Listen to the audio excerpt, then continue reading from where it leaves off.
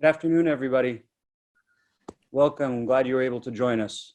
For those who are in the UAE, good evening, and to everybody, Ramadan Kareem. Hello, Nora. Hello, Lana. It's wonderful to see you both. Thank you for joining us. It's such a pleasure to be able to host tonight's event and hear the evening call to prayer from the Sheikh Zayed Mosque in Abu Dhabi. Thank you, Yousef. It's wonderful to be here with you all. This year, Ramadan is different than any other Ramadan we've ever experienced. Normally in Ramadan, we spend more time with our families, we pray together in the mosques. But this year, we're forced to isolate, we're forced to stay home and shelter in place for the safety of others. And even in these very challenging and very unpredictable times, the spirit of Ramadan is still with us. And if anything, the importance of gathering together as a community is greater than ever before. For those who have attended the Embassy Interfaith Iftar, it's become a wonderful tradition and my favorite event of the year. And since we can't enjoy each other's company and share a meal together, we're forced to do it virtually. But there are a couple silver linings in doing it this way. One, we can co-host the event with Nora in Abu Dhabi and Lana in New York. The other benefit is, I think we have up to 340 members joining us today. That's more than we usually have. We can reach out to a much wider audience. And it's very fortunate timing. Tomorrow, the Higher Committee of Human Fraternity is called for a global day of prayer. This inspiring effort enjoys the support of Pope Francis, the Grand Imam of Azhar Mosque, Dr. Ahmed el-Tayeb, and UN Secretary-General António Guterres, and many other world leaders. Nora, I'm going to turn things over to you in Abu Dhabi for a few comments and to introduce the call to prayer. Thank you, Yousef. It's truly an honor to be here with you today. And as you said, it's a Ramadan like no other. Rather than gather for large iftars with extended family and friends, we are instead observing our tradition at home. Thankfully, with technology, we're still connected. With circumstances maybe different this year, the core meaning of Ramadan remains the same. It's time for compassion and self-reflection, on occasion to think about how can we make a positive impact in our communities and to the world. Speaking of compassion, Sheikh Mohammed bin Zayed, the Crown Prince of Abu Dhabi, tells a story about a visit abroad with his late father, Sheikh Zayed. Sheikh Zayed noticed that birds looking for food gathered around a restaurant at a particular time. He asked to make an arrangement with the restaurant manager to provide the birds with enough food to satisfy their hunger. Sheikh Mohammed says, you see, the man who makes decisive, bold, and tough decisions is the same tender father, the same affectionate person who has compassion for the smallest thing. There's a long-established tradition of coexistence in the UAE that has been shaped by centuries, lived and promoted by our late founding father. The UAE commemorated the death of Sheikh Zayed anniversary yesterday on the 19th of Ramadan, which is now marked as Zayed Humanitarian Day in the UAE. His spirit is still here in each one of us, with a nation that still follows his values. To that end, we announced this year the Church of Latter-day Saints will build a new temple in Dubai and join the larger community of faith here in the UAE.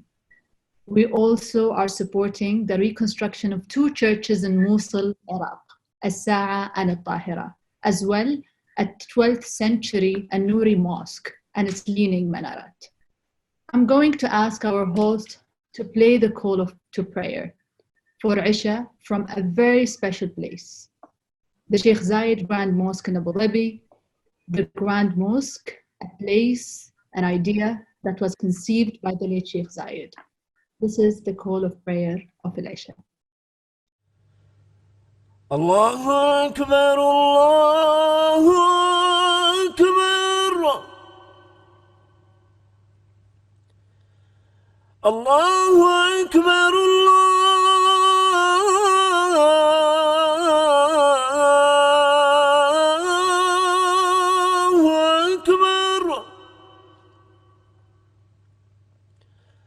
أشهد أن لا إله إلا الله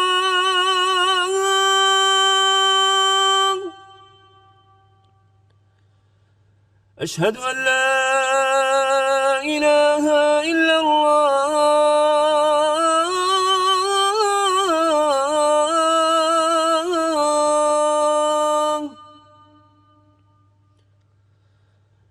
أشهد أن محمدا رسول الله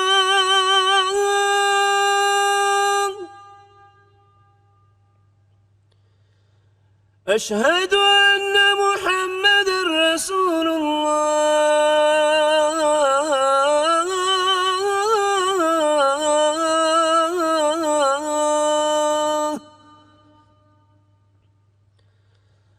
حي على الصلاة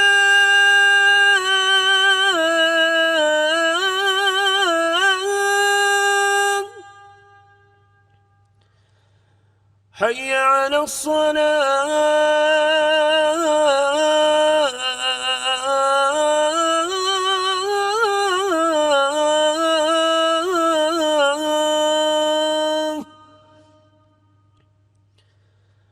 حي على الفلاح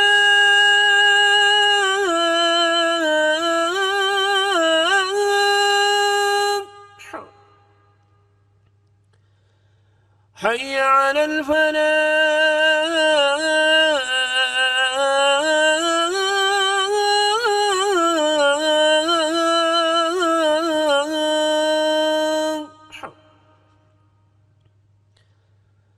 الله أكبر الله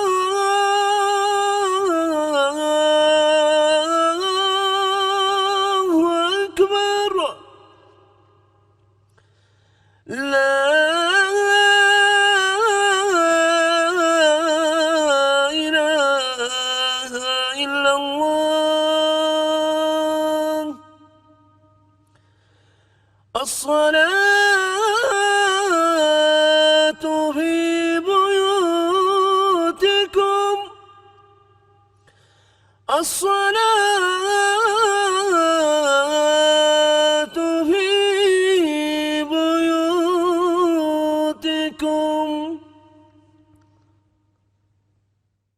Thank you, Noura. Thank you, Yousef. Ramadan Mubarak to everyone, and thank you so much for joining us today. Listening to that beautiful call to prayer from the Sheikh Zayed Mosque just now made me think how special it is that we've all taken this time to step away from our daily routines on Zoom and webinars to share this moment of reflection with each other all around the world. And even as social distancing measures keep us apart, we're still finding opportunities to be together. So it's just great to host this interfaith discussion with friends and colleagues, Yousef and Noura, and to see all of our special guests here today. And as Noura and Yousef have said, during these unprecedented times, it is important to focus on our common humanity. Regardless of our different backgrounds, races, and religions, life has truly brought us this shared human experience. And as Noura described earlier, this idea has been a pillar of the Emirati spirit since our founding father, His Highness Sheikh Zayed bin Sultan Al Nahyan, almost 50 years ago founded our country. So we're glad to have all of you as fellow allies and travelers along this journey in fostering a tolerant and inclusive society in our country, but around the world. We know that religious communities can help us to navigate this time of uncertainty and vulnerability, and your role is more important than ever before. And indeed, last month, the UN Secretary-General António Guterres called on religious leaders to unite in the battle against COVID-19. As Yousef noted, he has supported the call of the Higher Committee of Human Fraternity for a global day of prayer tomorrow on 14th of May. And I hope each of you in your way, in your home, can find the time to join in that global call to prayer. It's been so heartening to see so much positive response to this call from the UN community and beyond. Let me just also add that an important underpinning of an inclusive society and one of the tenets of celebrating Ramadan is, of course, giving aid to those in need, highlighted by the story that Noura touchingly told about the birds. This has been, of course, also a core component of our multilateral response to the pandemic, and we've worked extensively with the UN to provide humanitarian assistance for COVID-19 and people suffering from this pandemic around the world. It's just so inspiring to see all of our communities, the international, the religious, working to find a way through this crisis. And I hope we can continue to be together and apart. And now it's my great honor to introduce Miguel Moratinos, the High Representative of the Alliance of Civilization, a crucial initiative at the UN for building bridges and fostering interfaith and intercultural dialogue. Your Excellency, thank you for joining us today. I couldn't think of a better person or representative from the UN to speak to this vision of humanity. And the floor is yours. Thank you, Lara.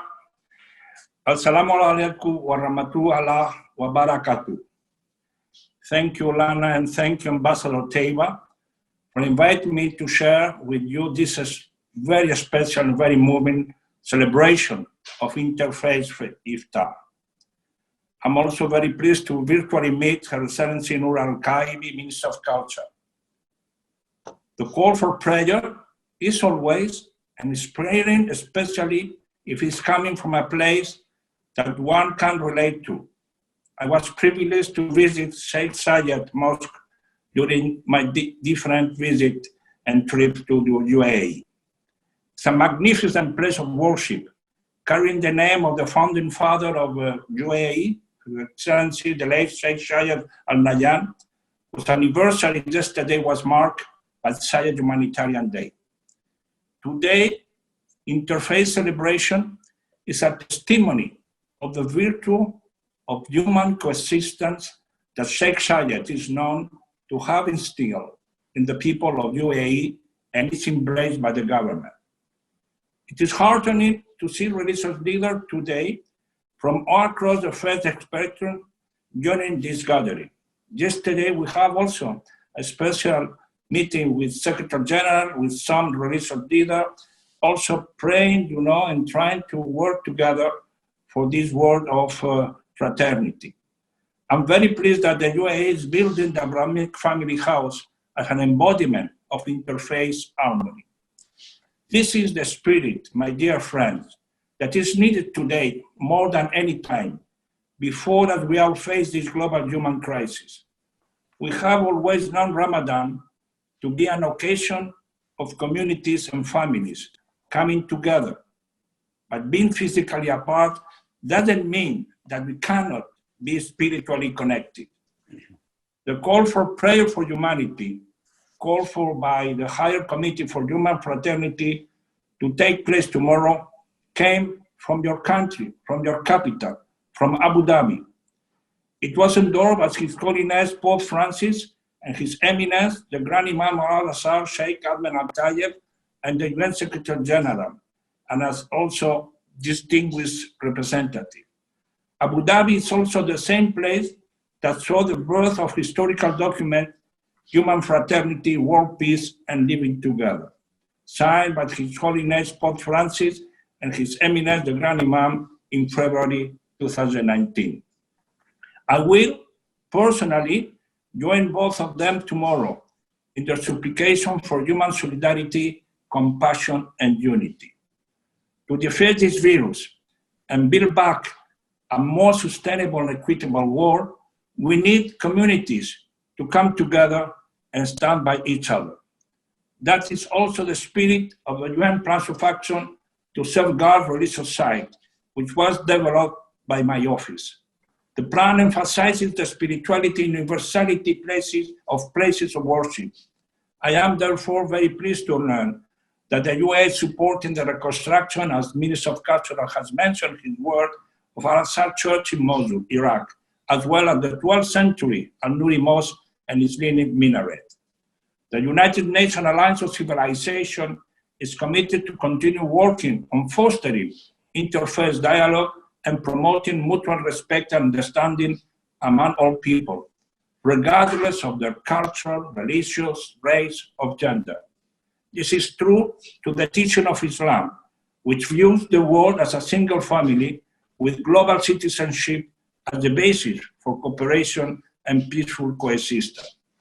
I conclude by quoting from the Holy Quran, Surat al-Hujurat, "O my kind, we created you for a single pair of a male and a female, and made you into nation and tribe, that we may know each other. Let us draw faith and strength from each other in these holy days of Ramadan. Let us all remember, as we fight this pandemic together, that humanity is contagious. Thank you very much, and thank you for inviting me to participate in this Interfaith Iftar. Thank you very much, Miguel. Thank you for joining us, and it's good to see you, even if it's on just Zoom. Thank you. I'd now like to introduce Dr. Yousef Al-Abaidi, the Director General of the Sheikh Zayed Grand Mosque in Abu Dhabi. So thank you, Your Excellency, Yousef. I always actually feel very privileged and honored talking about Sheikh Zayed Grand Mosque. It is one of the most important cultural and religious sites in the world, as been rated so many years now. More than 6,500,000 people visited the mosque last year, not only to see the beauty of the mosque or the architect, but also to understand the message, the vision that the founding father Sheikh Zayed had laid for the whole nation. Message of tolerance, coexistence, acceptance. You hear me, right? Yes. Yeah, okay. So now at this very difficult time that we are facing, and referring to the video played earlier, the Adhan is broadcasted live every day, 5 times from Sheikh Zayed Grand Mosque. Towards the end, the caller, the mu'adhin, saying, stay at your home, encouraging people to take care of their health and their safety. Again, during last Ramadan, we received 1,300,000 people. Unfortunately, we can't receive them this year, but we still communicate with them. We took the responsibility to deliver a message through the Taraweeh, the late evening prayer, special prayer that is conducted every evening during the holy month of Ramadan. And last year was attended by average of 15,000 people every day. So we are performing that prayer, but under certain circumstances where very limited people attend, the Imam and 2 behind them, just to tell the community the prayer, the religious is very important, but your health and safety is more important at this time. Going back now to our beloved visitors that we are missing from the international community, 85% of our visitors come from international community. They come to Sheikh Zayed Grand Mosque, they enjoy the beauty of the mosque, and they enjoy how harmony and how the mosque receives people from different background, different religious, different nationality. And we share the same value in one place, in a religious place. This is very important. Sending the message, as I said, of peace. For those, actually, we've just launched last month a virtual tour. And we've just started yesterday the distant tour, or the online tour, that people can log in and join a live tour at Sheikh Zayed Grand Mosque. Purposely, we did this for us, not only for them to see the building, but to get the message of UAE, the message, as I said, of harmony. Thank you very much. Thank you very much, Dr. Yousef. And it's now my honor to introduce Reverend Andy Thompson and Navina Thompson from the St. Andrew's Church in Abu Dhabi. Well, welcome from Abu Dhabi, St. Andrews. We live in probably the most religious neighborhood in the city. Behind us is a mosque called the Mary Mother of Jesus Mosque. Next door to us is the Roman Catholic Church, St. Joseph. And at the other end of the street, we have the Coptic Orthodox Church and the Evangelical Church. So lots and lots of Christians gathered in the same neighborhood on a normal weekend. But of course, we are in lockdown. And the big question is it the end of the church? And one of the things I'm reminded of is that Jesus taught at church with the people. He described that we should be salt and light And I don't know about you, but I remember having some food once where the salt shaker lid came off and all the salt ended up in the same plate, in the same thing, and it tasted horrible. So salt works best when it's finely scattered. And I think this is one of the great positive things about the coronavirus, it is scattering the salt, scattering the light. And we're seeing a lot of goodwill around the United Arab Emirates. We are blessed by the hospitality of the rulers here, and they are looking after all the different communities here so well. They've set up, for example, a community fund called MAN. A MAN is a fund which helps anyone who's distressed, who needs food, who needs medicine, but all the different communities are actually working with the government to try and get help to the people who most need it. There are, of course, a lot of people who are quite ill here in the United Arab Emirates as well as around the world. The hospitals are full, and the doctors and nurses are working flat out. Last week I got a phone call from the authority saying, Reverend Andy, can you put together an international hospital chaplaincy team? We've never done that before in the United Arab Emirates, but they're recognizing the spiritual needs of so many of the different patients they have from all around the world. But the idea is if there's a Filipino, for example, who is very sick, the family is not allowed to visit them, then they call the Filipino chaplain who then speaks to the patient through the phone and minister to that person. So the UAE is working really hard with the local religious community to provide the spiritual needs. Prayer is, of course, going to be our emphasis tomorrow. We will be praying as a community, joining our Muslim neighbours in the fast and bringing before God the challenges all nations around the world face in confronting and containing coronavirus. That's all from me. Thank you, Reverend. Thank you, Navina. Now I'd like to invite Surendran Singh from the Guru Nanak Darbar Sikh Temple in Dubai. Thank you, Excellency. Assalamu alaikum and Ramadan Kareem to everybody. It's very easy to keep positive when our circumstances are supporting us. But how do we maintain our spiritual upliftment when times are hard and obstacles seem enormous and overwhelming?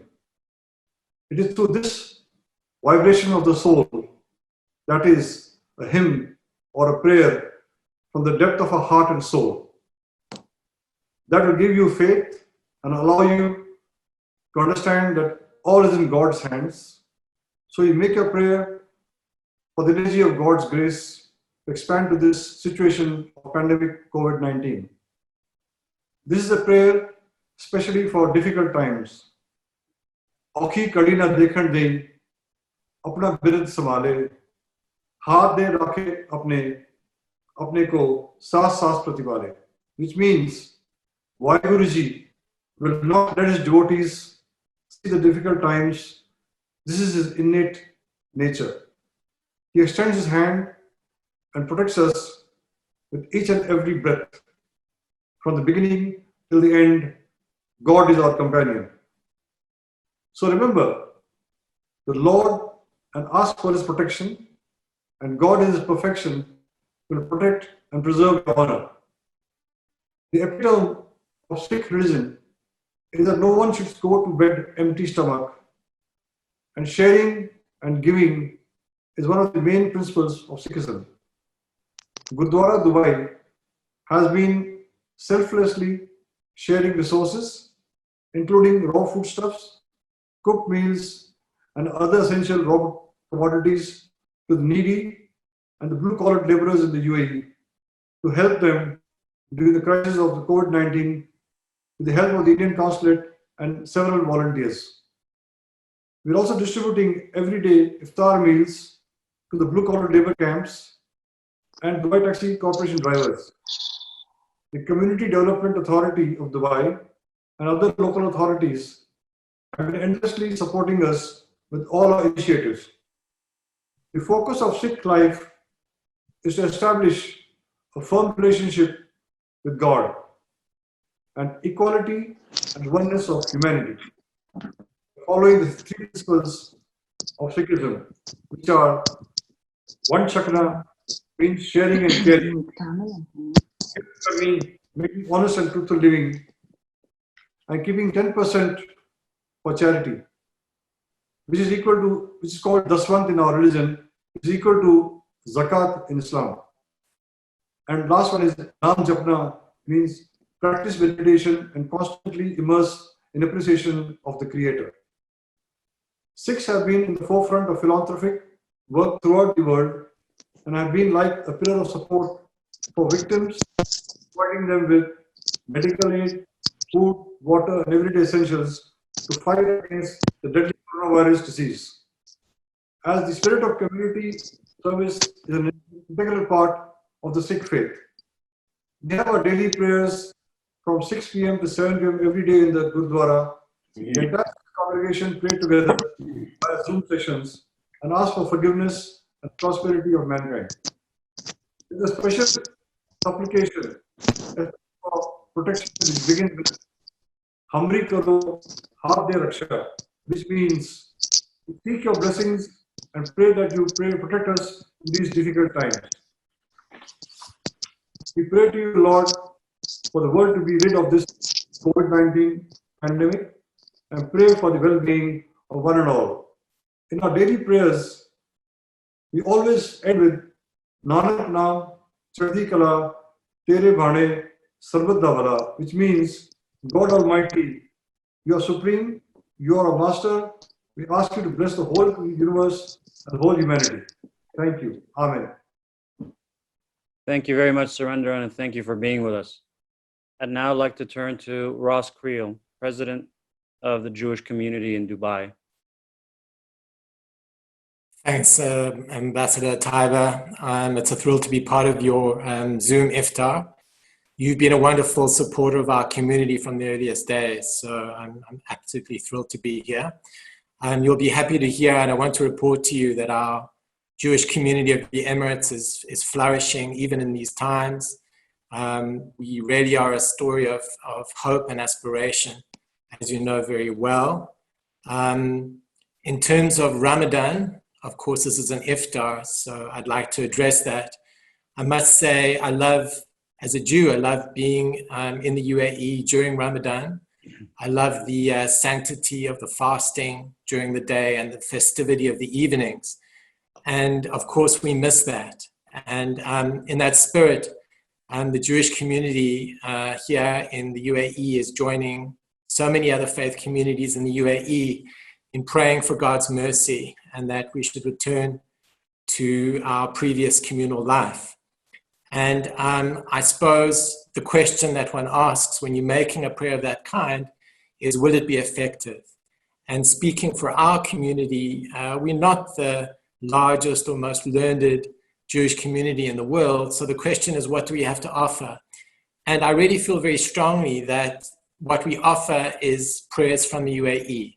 I feel that the context of the UAE itself is a blessed context, a place of such wonderful charitable work, friendship, fraternity, that I feel that prayers that come from this place have to be what would be called a reach nichoach, a pleasant fragrance for God. And I really feel that he looks down at us here in the UAE, looks at the friendship between us with a real sense of joy and compassion for his creation.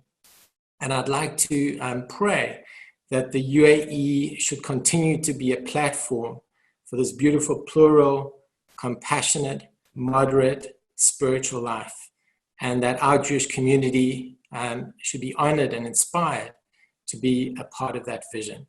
Thank you very much. Thank you, Ross. I appreciate that. Now let me turn to Rabbi Bruce Lustig from the Washington Hebrew Congregation. Thank you very much. A Ramadan Mubarak to all. I'm humbled and honored to participate in this event. I want to thank the ambassador for continuing to bring the hospitality of the UAE to us all, but more for the mission of inclusivity and bringing harmony to humanity that's such a part of the ambassador's constant efforts and a core to the mission of the UAE leadership. It was the vision of the UAE that helped orchestrate one of the most profound events of recent history, the creation of the Document of Human Fraternity, signed in the UAE in February of 2018 and celebrated this past February in Abu Dhabi. As a result, a higher committee for human fraternity was created to uphold the principles of the document. I'm both honored and humbled to be part of this 11-member group. Now more than ever, the principles of the human fraternity document need to be lifted up. It reminds us that we are part of one human family, inextricably tied to each other, despite faith, gender, race, or economic position. We are part of one human family, and as such, we must care for each other with kindness and compassion.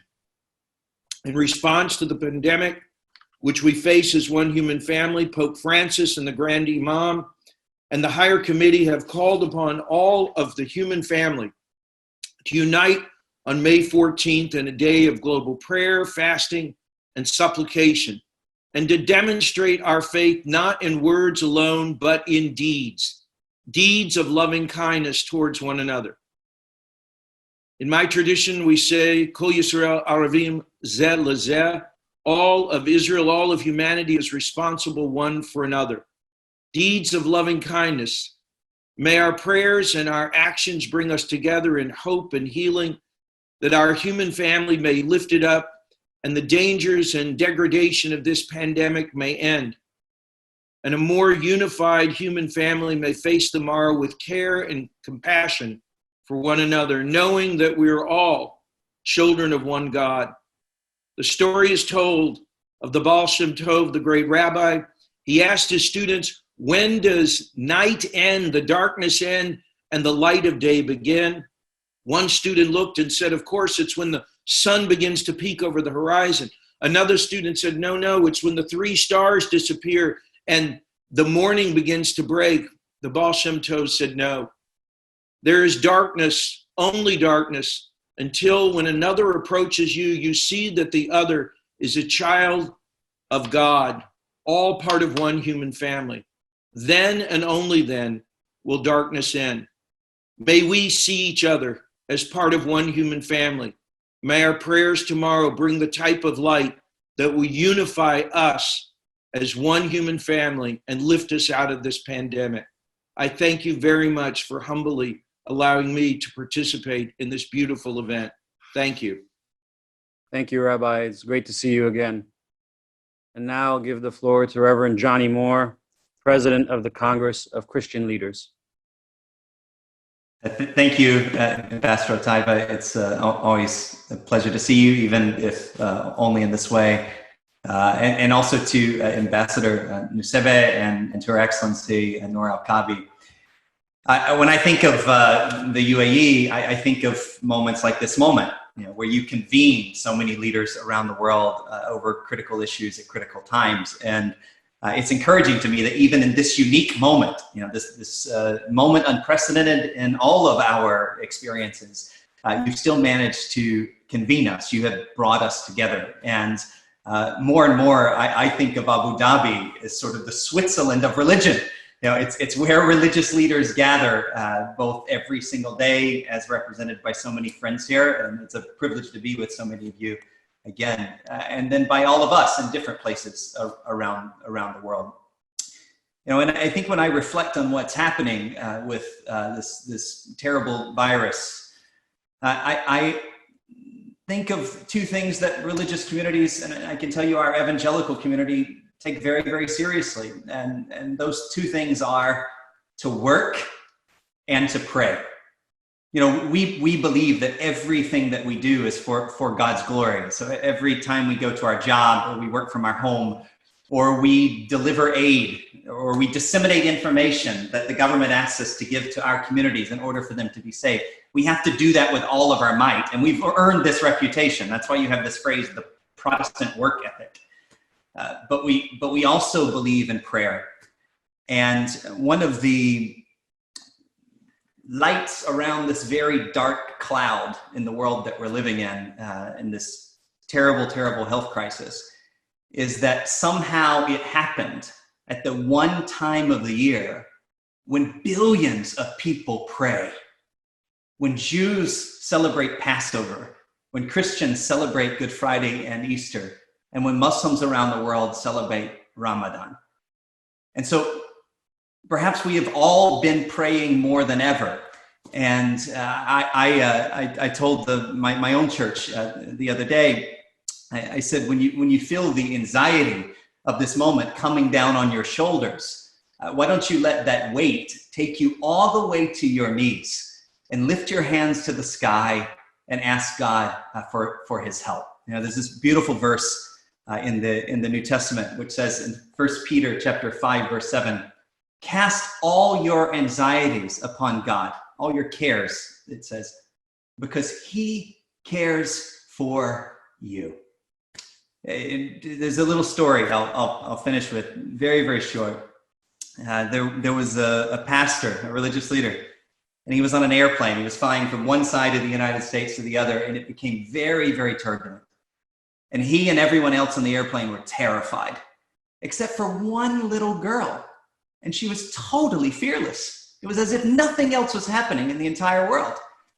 And thankfully, the plane landed and everyone was safe. But as they were walking out of the airplane, he looked at the little girl and he said, we were all terrified. How are you so brave?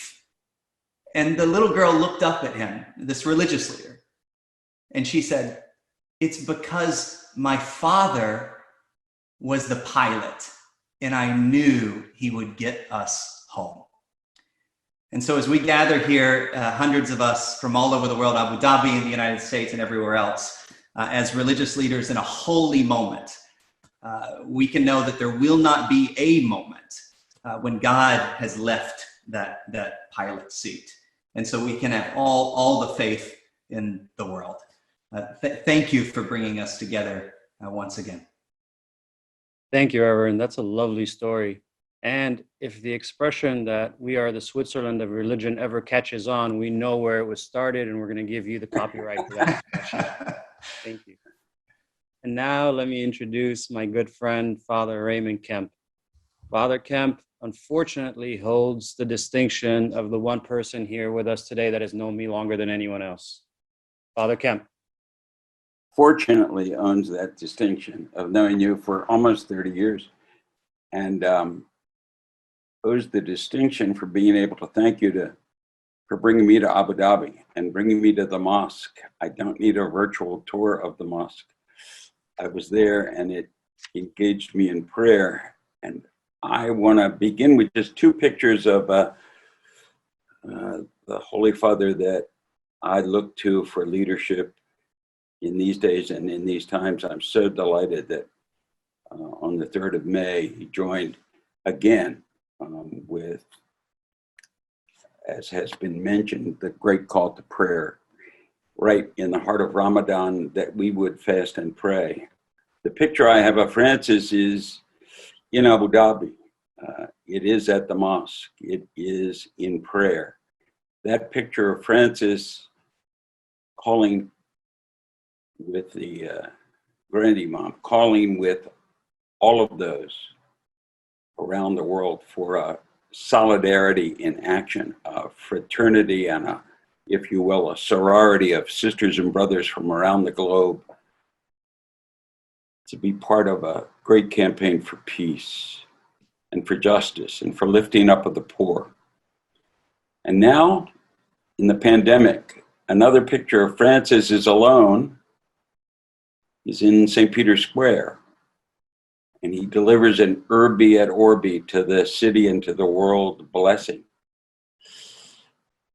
If I understand Ramadan kind of as a parallel, if you will, to our Lent, it's a time to reflect on the compassion and the mercy of a wonderful God. May God be praised.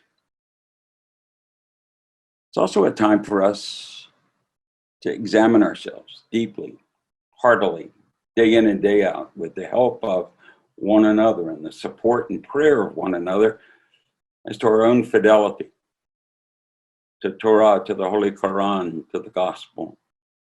A time for us to recommit and rededicate ourselves to what we have been called to over the years. and out of the mouths of babes. The ambassador will appreciate this. A young freshman Muslim with roots in Africa, a great jumper, I might add, and quite a track star, attracted to Georgetown University, where I'm privileged to teach. And I'll go back to grading finals when this wonderful prayer session is over. I told her what I was about to do, and she said, I said, "How are you doing with Ramadan this year?" And she said, "It is so distracting to be uprooted from your dorm, to be uprooted from your studies." And though I didn't have far to go home, she lives in Rockville in Maryland. I did not have far to go home. She said, "I could not get my mind into my salat. I could not get my mind into my prayer. I could not focus."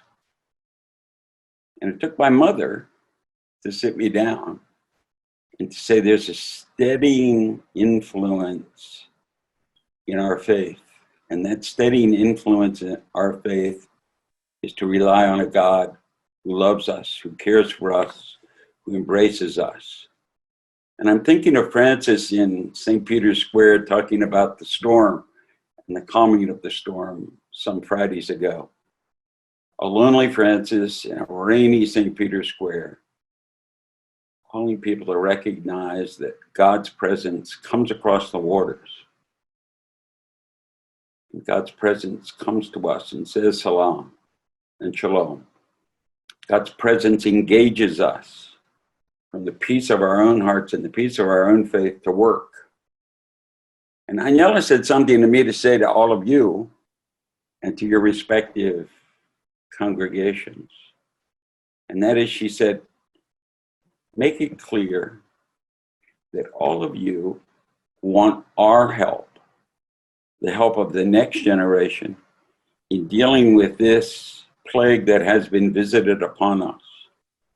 Engage us in temples and mosques. Engage us in the study of the Holy Quran, in the study of Torah, in the study of the gospel. She begged us to engage us in deepening our own spirituality and deepening our own relationship with a personal and compassionate God, and with helping others to know that God's looking out for us, and to work really hard in science, in medicine, in reaching out to the poorest of God's poor to make sure all know the healing power of God. Aniela is the one who is speaking through me now to you and saying, let us live up to what we're called to action on behalf of God's goodness and God's compassion, that we might enjoy what God wants of us, namely to enjoy God's good favor and pleasure. May God have mercy on us all and continue to show God's gracious love to each and to every one of us and to all whom we touch. Thank you, Yousef, for this invitation. God bless all. Thank you, Father Cap. Thank you for joining us. And I'd like now to introduce Dr. Tariq Gohari. Fadal, Dr. Tariq. Thank you, Ambassador Otaiba, for this invitation. And I pray, inshallah, that everyone is safe and doing well. In October of 1863, President Lincoln proclaimed that the final Thursday of November would be a day of national thanksgiving and prayer, hoping by so doing that it would bring an end to the deadly cost of the Civil War on the United States. Some 80 years later, leading his country in battle against Nazi Germany, Winston Churchill would also frequently call on the assistance of the divine for support and for victory. I think at times of great stress, war, plague, pandemic, it's normal. It's normal for people of all religions, and like Lincoln and Churchill, people of little or no religion, to fall on their knees, as the Reverend recently said, to turn to the heavens and to ask for support. An acknowledgement that we are weak, that we are not totally in control of our destiny. In addressing this phenomenon, the Quran says and teaches that one of the benefits, one of the wisdoms of humans experiencing calamity is to return to our senses, to return to our reason, to return to our values, our ethics, and our shared humanity. So as we gather tomorrow, as so many people before us have gathered at a time of great global crisis, a great global pandemic, my prayer for the prayer is that this prayer triggers for us a return, and that the act of prayer itself doesn't simply end with the prayer, but let it trigger a return. What we have seen in this pandemic is we have seen some incredible aspects of humanity. We've seen the goodness of the human condition. We have seen people who have gone through great, great difficulties to help their fellow human being. Unfortunately, at the same time, throughout this pandemic, we have also seen the opposite of that. We have seen how some of our systems are broken, how that there is inequity with our economy, inequity in how we deal with crises, etc. So as we gather together in a normal way to turn to the Almighty for help, for victory over this hidden enemy, let us also return to our senses and build and fix the world as we pick up the pieces and move forward. Again, thank you for this opportunity to address you. May the Almighty answer all of our supplications. Thank you, Dr. Tariq. Thank you. I want to thank everyone for joining us today, whether you're in the US or in the UAE or somewhere else. Everyone's comments mirrored each other, and the word humanity was repeated often. And I know I speak for both Nora and Lana when I say how proud I am that such a large, diverse group of people consider the UAE their home. In addition to the Abrahamic family house and the Latter-day Saints temple that we mentioned earlier, the UAE also hosts 40 different churches, Hindu, Sikh, and Buddhist temples, Jewish communities, and others.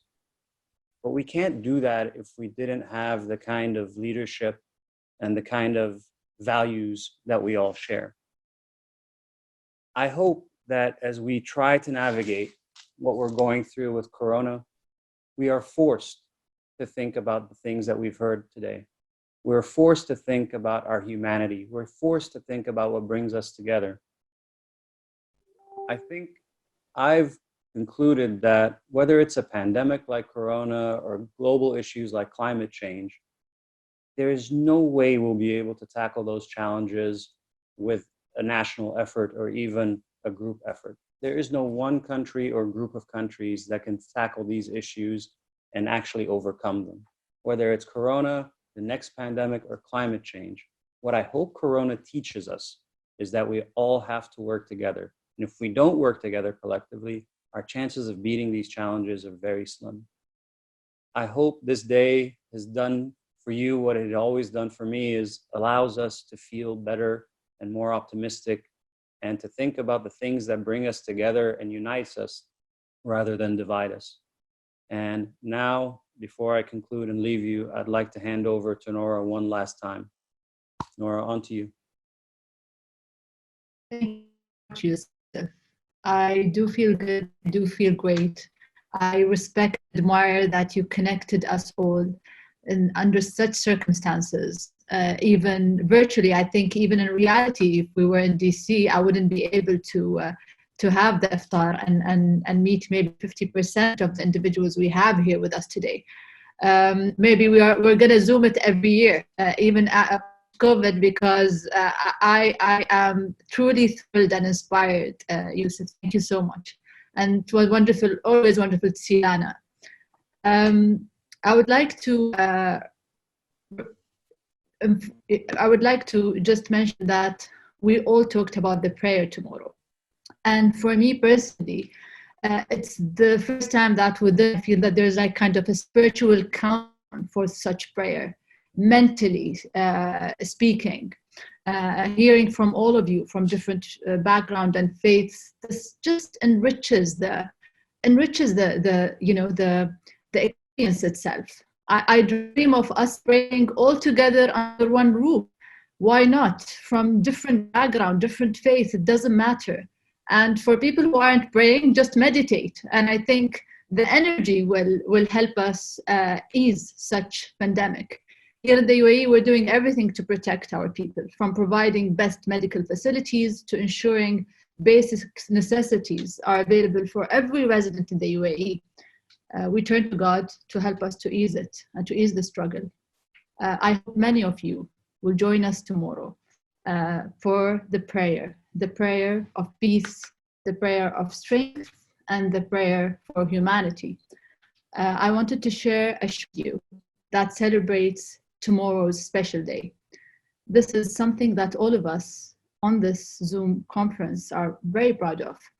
All of the footage you're going to see in this video was filmed in the UAE. And with that, I wish everyone again a Ramadan Kareem. Thank you for joining us. Please stay safe and stay well. Thank you. Thank you.